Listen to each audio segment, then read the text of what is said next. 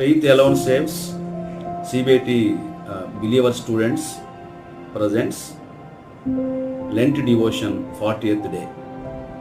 ఈరోజు మన యొక్క టాపిక్ ఏంటంటే new life in Christ, walking in victory. 2 కొరింథీ పత్రిక 5వ అధ్యాయం 17వ వచనంలో, కాగా ఎవడైనను క్రీస్తునందునెడల వాడు నూతన సృష్టి, పాతవి గతించెను, ఇదిగో క్రొత్తవాయను. Therefore, if anyone in Christ, the new creation has come. The world has gone. The new is here. దేవుడు ఈ మాటలను దీవించునుగాక. లెంట్ డేస్ సందర్భంగా ఇవాళ ప్రపంచవ్యాప్తంగా 40 దినములుగా మరి ప్రపంచంలో ఉన్న క్రైస్తవులందరూ కూడా భక్తి శ్రద్ధలతో అనుదినము బైబిల్ ధ్యానంలో, శిలువ ధ్యానాల్లో ఉంటున్నారు. ఇలా అనుదినము ప్రభు సన్నిధిలో వాక్య ధ్యానం చేయడం, శిలువ పాటలు పాడుకోవడం, ఆధ్యాత్మికంగా అందరూ కలుసుకోవడం వలన మరి వాక్యంలో ఎదుగుతూ క్రీస్తులో వారికి ఎంతగానో అభివృద్ధి పొందుతున్నారు. ఈ నేపథ్యంలో మరి 40వ రోజుగా ఈ లెంట్ డివోషన్ సందర్భంగా నేను ఈ వాక్యాన్ని ఎంచుకోవడం జరిగింది. So new life in Christ, క్రీస్తులో నూతన జీవితం అంటే వాకింగ్ ఇన్ విక్టరీ. ఎవరైతే క్రీస్తునందు నూతన జీవితాన్ని పొందుకున్నారో వారి యొక్క అనుదిన జీవితంలో వారు దేవునితో నడుస్తూ విజయోత్సవంతో వారు ప్రయాణం చేస్తారు అని చెప్పడానికి కొన్ని ఉదాహరణలు మీకు తెలియజేస్తాను. నా మట్టుకు నేను 1993లో బీటెక్ ఫస్ట్ ఇయర్ చదువుతున్న రోజుల్లో 18 years వరకు కూడా నేను యేసు ప్రభువుని నమ్మలేదు. నా జీవితం చాలా పాత జీవితం. సినిమా పాటలు పాడుతూ, రికార్డింగ్ డ్యాన్సులు వేస్తూ, సినిమాలు చూస్తూ, మరి పాటల పోటీల్లో సింగర్గా ఉండేవాడిని, రికార్డింగ్ డ్యాన్సులు వేస్తూ ఉండేవాడిని. నా జీవితం అంతా కూడా ఇలా సినిమాలు పాడుతూ, రికార్డింగ్ డ్యాన్సులు వేస్తూ, సినిమాలు చూస్తూ అలర చిలరగా నా జీవితం సాగుతూ ఉన్న రోజుల్లో బీటెక్ ఫస్ట్ ఇయర్లోనే ఒక యూత్ మీటింగ్కి వెళ్ళి ఆ యూత్ మీటింగ్లో ప్రభువు వాక్యాన్ని విన్నాను. నా జీవితంలో మొట్టమొదటిగా ఆ సువార్త విన్నప్పుడు ఆ వాక్యం నా చేత పట్టబడింది. నా పాత జీవితం నాలోకి క్రీస్తు ఎంటర్ అయ్యారు. నేను క్రీస్తును అంగీకరించాను. నా జీవితంలో, నా హృదయంలో ఉన్న చీకటి అంతా పోయింది, అంధకారం అంతా పోయింది. ఒక వెలుగు నా లోపలికి వచ్చినట్టుగా నాకు అర్థమైపోయింది. సో నా పాత జీవితం గతించిపోయింది. ఎవడైనాను క్రీస్తును ఎడలా అనే మాట చేత నిజంగా నాలో క్రీస్తు ఉన్నాడు, నేను క్రీస్తులో ఉన్నాను.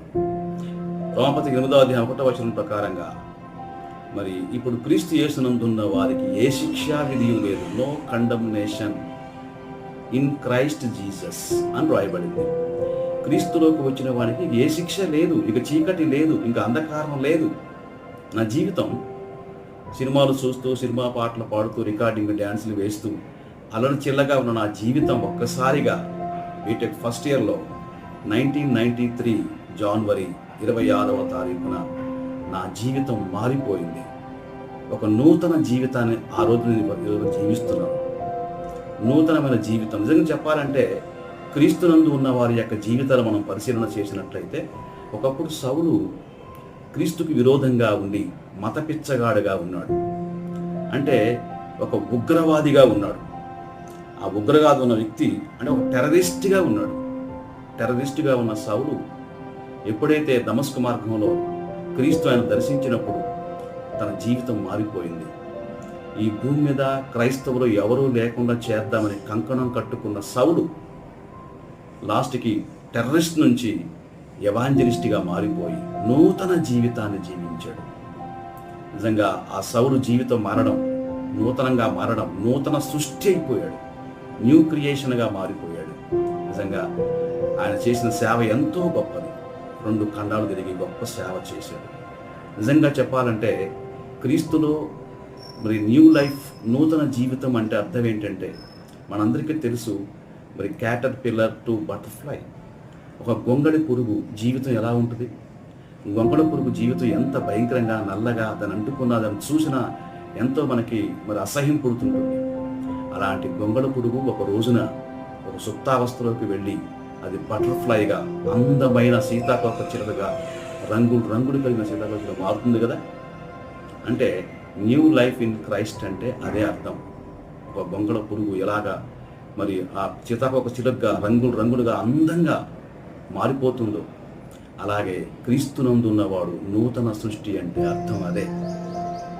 ఒక పాపాత్మన స్త్రీ ఒక రోజున ప్రభు యొద్దకు వచ్చి ప్రభు పాదాలు కడిగింది. ఆ రోజు నుంచి ఆమె పాపాలు కడుగబడ్డాయి. ఎంత గొప్ప జీవితం జీవించిందంటే ఆ పాపాత్మురాలు ఇంక ఎన్నడూ ఆ పాపం అంటుకోకుండా తన జీవితకాలం అంతా ఒక నూతన జీవితాన్ని జీవించింది. ఇలాగ నేను చెప్పుకుంటూ వెళ్ళాలంటే, ఒక రోజున జక్కయ్య ఇంటికి యేసు ప్రభు వారు వచ్చారు. ఎప్పుడైతే ప్రభువారు తన ఇంట్లోకి వచ్చాడో లేదంతే జక్కయ్య మారు మనసు పొందాడు. జక్కయ్య జీవితం మారిపోయింది, నూతనంగా మారిపోయింది. ప్రభువా, నువ్వు నా ఇంటికి వచ్చావు, చాలు, ఇక నుంచి నా ఆస్తిలో సగం భాగం బెదరికిస్తాను, నేను ఒక అన్యాయంగా తీసుకొని 4 గంటలు చెల్లిస్తానని చెప్పేసి ప్రభు చెప్పలే ఆయనకి. ప్రభు నువ్వు మారు మనసు పొందడానికి చెప్పలేదు.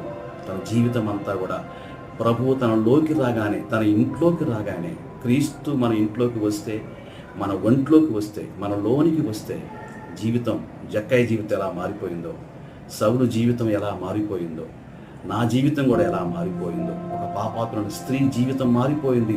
ప్రపంచ చరిత్రలో ఎన్నో కోట్ల మంది జీవితాలు మారిపోయాయి.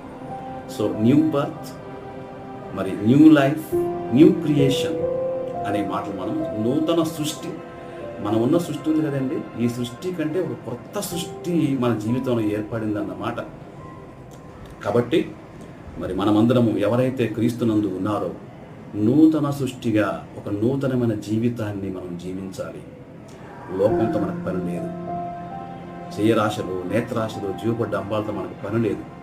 ఆయన మన కొరకు సిలువలో తన ప్రాణాన్ని పెట్టాడు, తన రక్తాన్ని చిందించాడు. మన కొరకు మన రోగాలన్నీ భరించి, మన శ్రమలన్నీ ఆయనే భరించి, పాప శరీరాకారంతో మన కొరకు వచ్చి దేవుడు మన నీతిమంతుడిగా చేయడానికి ఆయన పరిశుద్ధ నీతిమంతుడైన ఆ యేసు పాపగా మార్చబడ్డాడు.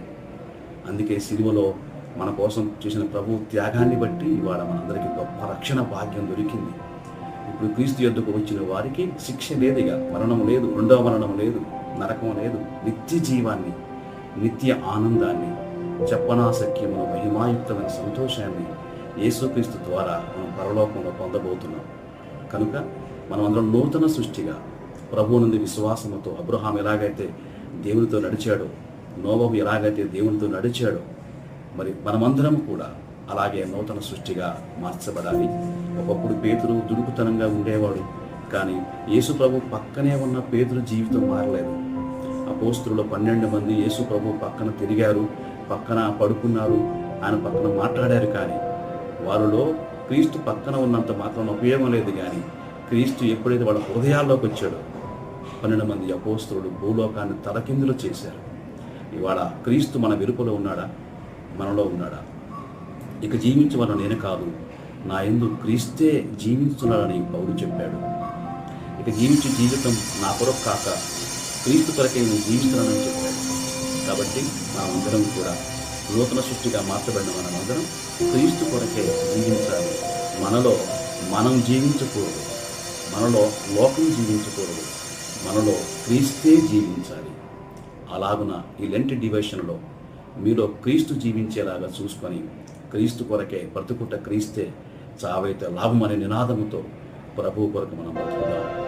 దేవుడు ఈ మాటను దీవించుగాక. Thank you one and all.